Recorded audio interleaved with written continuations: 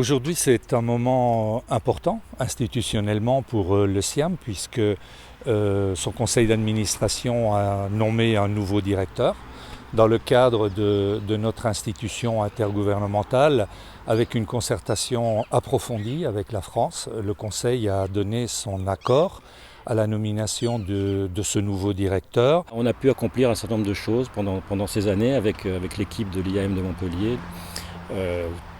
Autant en matière de formation, donc on a toujours pu accueillir les étudiants, les former, et avec un très beau taux d'insertion de ces étudiants dans la vie active.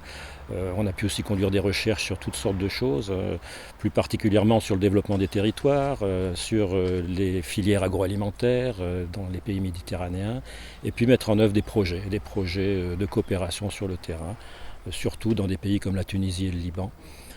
Qui sont nos pays un peu, j'allais dire, phares, mais aussi le Maroc, bien entendu, l'Algérie, et donc la Méditerranée francophone.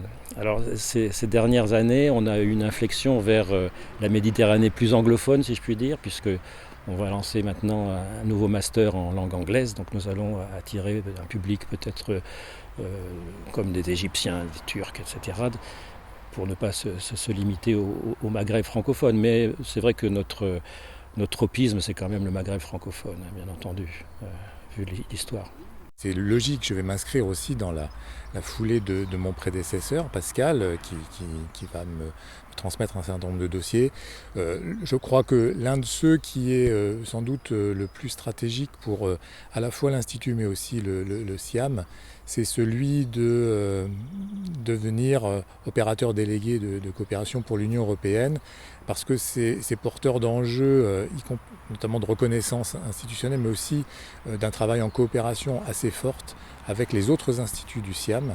Et je crois que c'est un chantier qui est vraiment important pour l'avenir de l'Institut, mais globalement du SIAM. Et c'est celui sans doute qui me mobilisera le plus à mon arrivée. Ensuite, il y aura certainement des dossiers plus spécifiques à l'Institut de Montpellier, y compris sur ce campus.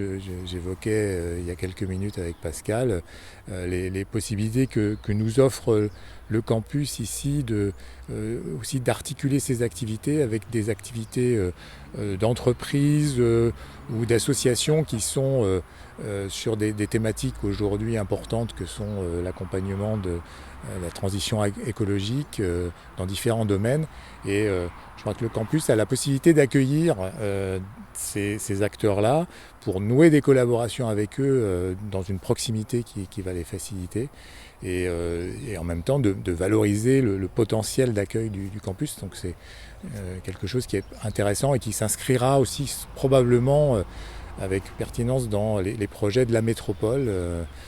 Donc voilà, c'est des chantiers aussi qui sont assez motivants et stimulants pour mon arrivée.